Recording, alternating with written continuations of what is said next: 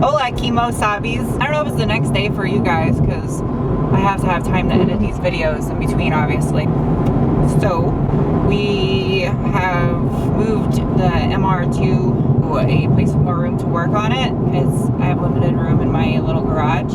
So what we're going to do today is we're going to inventory all the parts that this car came with, because it came with a ton of parts and we don't really know what we have or what we don't have, what we're going to need to order, because everything's just in boxes, like all the miscellaneous crap. It looks like the reason why I won't start is likely going to be wiring related. We got two harnesses, so we need to figure out which harness is the turbo harness, which one is the NA harness. Kind of like really inventory to see what we have, so that way we can get a fresh start instead of just take over someone else's work. We can just kind of like start fresh. Really OCD, so I'm gonna like organize all the hardware, all the internal plastics for like the engine bay and stuff, because we got like stuff that goes in there, and then there's interior pieces, exterior trim pieces, and I want to clean all those parts up, check the condition of them, see what ones are good, which ones there's duplicates of that we can get rid of. And then we gotta get the parts off that need paint, so that we gotta get a new front fender instead of trying to fix that one. Just gonna get a new fender and get it painted. And we have the actual paint for that car. We have like a can of paint that was used on that car, so that's kind of awesome that we have that. So we'll be able to just paint the pieces that need to be painted, and then the whole thing's gonna need color sanding and then buffing to get the paint perfect. Paint's pretty damn good that's on it, so we lucked out with the body of the car. It was resprayed obviously because it's an Arizona car, so it had paint fade in the upper half of the car. And they did a really, like, it's a really good job, so it doesn't look like a crappy paint job. So it's gonna need minimal work, which is good. All right, we're gonna get some food and then more car. So here it sits, unloaded. The interior is actually really clean. Well, not actually at this moment, but it has clean interior. The seats are really good shape. The only thing is, I guess, it's like a blackish blue. Carpet's in good shape too. This is gonna clean up really well. Kind of excited. Now we just gotta get the MR2 running. That's gonna be a challenge because it's probably electrical issues, but here it sits. Okay, so I have everything out of the back of the van and out of the MR2. The MR2 is completely cleaned out of the frunk, I like saying that, the frunk, the interior, the trunk, everything that could store parts has been completely cleaned out. I'm like itching to get this thing cleaned up, but it makes no sense at this moment. Gotta get to run first. Charlie already jumped on the wiring situation. He wants to get it started like desperate right now. So on the way back over here, I bought an igniter for a USDM turbo MR2, and it has a different plug than the igniter that's currently in the car. I bought this because I thought it might be the igniter why it doesn't have spark. Figured I'd get it while we were in town. But since it doesn't have the same plug, I'm wondering if either it's a JDM harness or if it's the non-turbo harness in the car and we're trying to run the turbo motor with a non-turbo igniter, which is why it doesn't have spark. So I'm gonna find out in a minute. So while he's doing that, one thing that is a big pet peeve for mine with like any kind of a mechanical project is I like having organization. All the parts that we got for this car, there's no organization to it. It's just boxes of crap. So I wanna go through and I'm gonna put the hardware into plastic Tupperwares. I'm gonna go and sort all the interior pieces, the exterior pieces. This huge pile right here. All that right there goes in there, all that. So once I get it all sorted, then we'll know what we need to order. And hopefully we don't have to order too much. I hope. Oh, we found a transmission for 250 bucks, turbo transmission. So score. It's non-LSD though, downfall. So we'll have to get an LSD for it, which those are kind of expensive.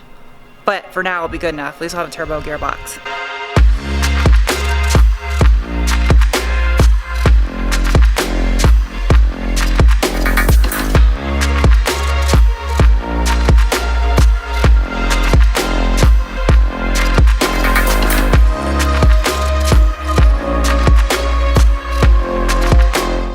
So I want to go through these harnesses. I'm going to see if the harnesses are any good. And if they are, I'm going to label which one's turbo and which one's an NA harness. So I'm going through, and so far I got all the hardware I could find. I'm putting it in this Tupperware. This is just plastic bits that I have no idea what it goes to. Random parts. Looks like I got like a charge pipe or a piece of intake piping, or maybe it's a coolant pipe. I don't even know. It's a pipe. One of the visors. I was gonna put that on here in a second. Got a pile of mirrors. This is all cup links and a Rockford speaker I found, random speaker, and 2 igniters. Another air box we don't need. This is a wiring harness to God knows what. Here is the rubber surround for the trunk, and those are all interior plastic pieces, some of it duplicate that we don't even need. Those I'm gonna go clean. Here are the front lip pieces. I found the brackets to go on the bottom, and I found all the correct hardware. I installed all the correct hardware.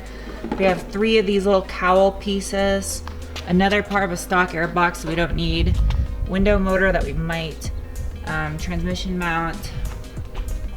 And over here, one of the T-top covers, a engine brace. I believe it's engine brace for the engine bay. Might go in the front, not sure. An additional wiper cowl we don't need. Another interior piece we do need. This is the trunk carpet, and this is possibly the firewall carpet, or it goes under the frunk. It's pretty much the end of the day.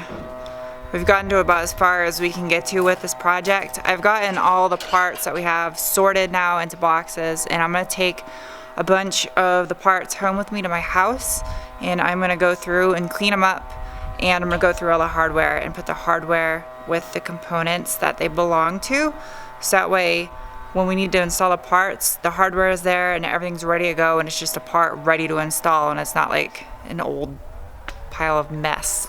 So as far as wiring goes, thanks to me and my idea, we chased down the wire numbers, the part numbers on the harnesses, and we figured out what harnesses we have.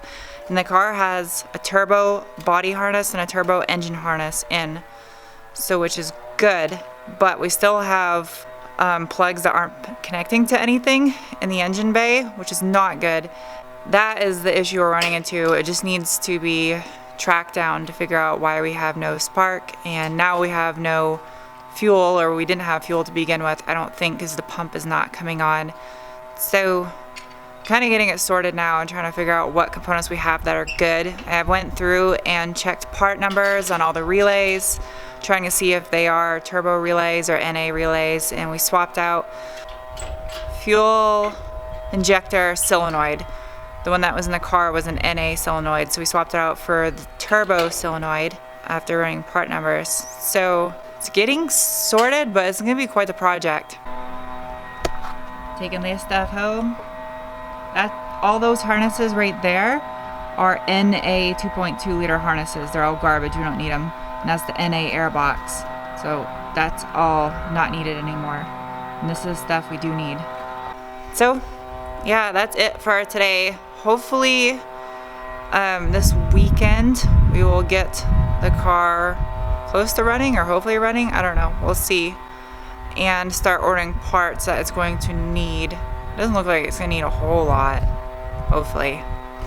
I don't know, we'll see, but I'm gonna have some more content for some other stuff happening this week. I guess some stuff I gotta do to the Forester, so I'm gonna have some content coming from my Forester. And yeah, I'll see you guys soon with another video. Bye. Fire drill.